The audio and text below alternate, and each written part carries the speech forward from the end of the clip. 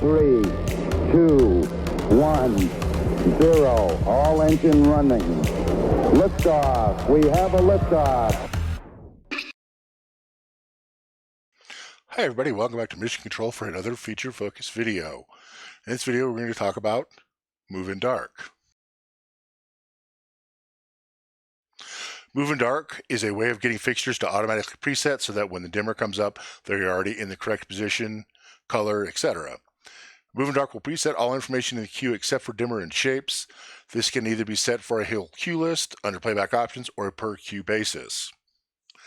Move in Dark will happen after the fade time for a queue has completed. For example, if you have a queue fading to black in Q5 and it comes back up in Q6 in a different position, you will not need a point queue in between for Move in Dark, as the console will wait until the fade down in Q5 is completed, then move the fixture, and a Q6 comes up in the new position. Types of Move in Dark: queue number forces the contents of a queue to preset in a certain queue. Queue offset presets a certain number of queues before. If queues are inserted, this offset is preserved. Global follows the settings defined under playback options. Disabled won't allow this queue to move in dark. Early, the queue will preset as early as possible. Late will preset in the queue before. Move in Dark Inhibit. This column allows you to freeze a queue so that no Move in Dark can happen during it.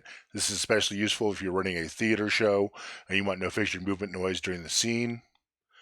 Move in Dark Fade and Delay. This lets you set a separate fade and delay Move in Dark time for each queue. So let's see that in action. See here I have the Titan Go interface running on version 13. I have a queue list I made already, so if we look at our columns here, we've got Move in Dark Inhibit, Move in Dark Delay, and Fade. And if we bring up our capture view also, we can see this queue list in action. So if we bring our fader up and we hit go, so some of our BMFLs fade down, and we go again, we see they sweep to our lead singer, then some of our DL7s fade down, and our lights move, and move again.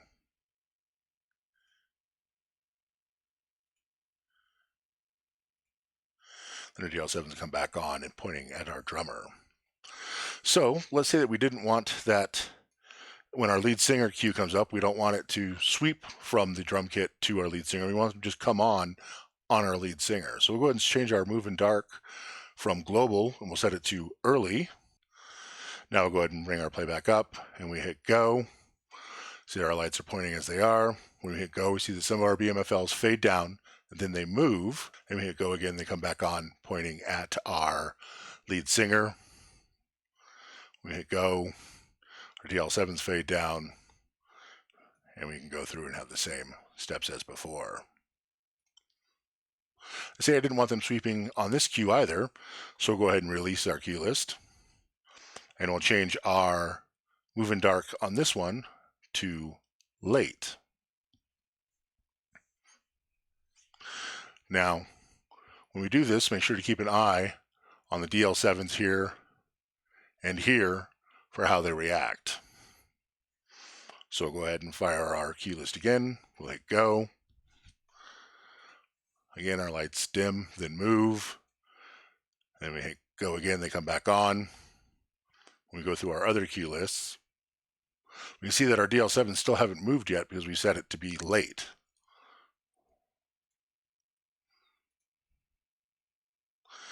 And now that we've gotten to our queue before, we saw that our DL7s moved. When we hit go, they come on pointing at our drum kit. Let's change on our last queue, let's change it from late to queue offset, and we'll set it at 2. We now see we have an offset of 2. So we'll fire our queue list again and hit go.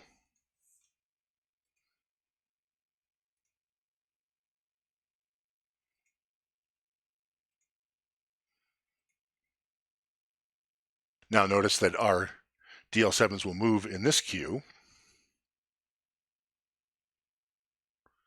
instead of the queue before, because we have a queue offset of 2. And we go, we see they come on already pointing at our drum kit. If we take this queue and we set it to, instead of being offset, we set it to queue number, and say we specifically want it to go in Q6.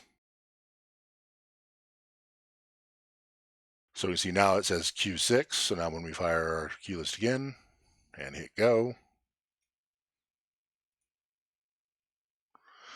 See in Q4 our DL7s here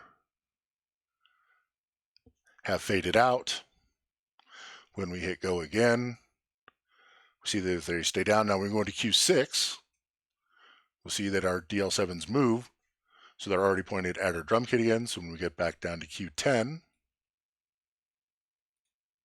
they come on already pointing at our drum kit.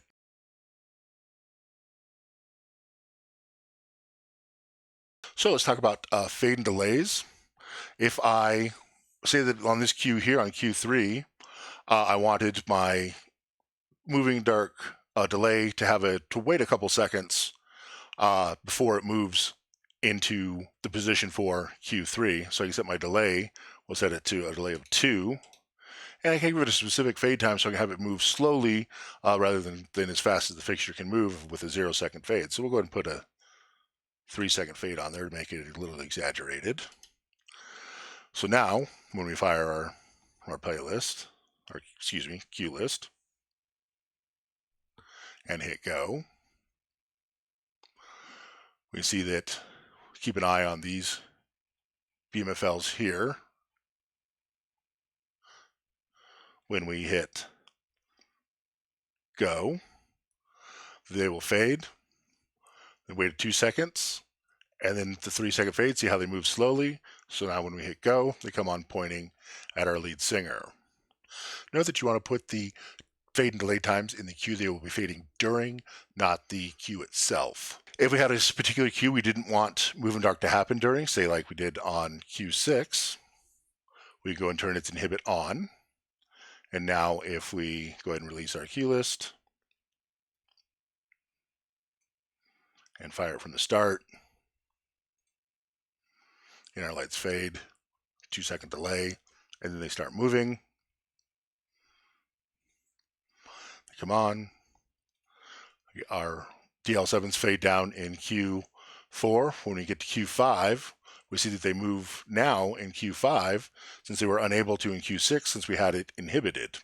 That could be handy for something we didn't want it to particularly happen during Q6, and we could change it that way.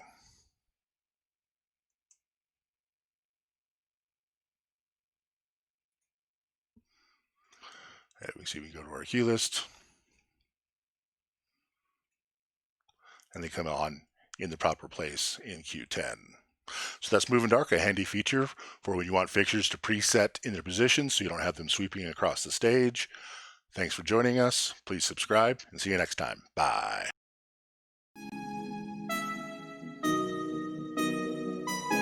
Wheel stop. Roger, wheel stop, Discovery. Welcome back. A great ending to the new beginning.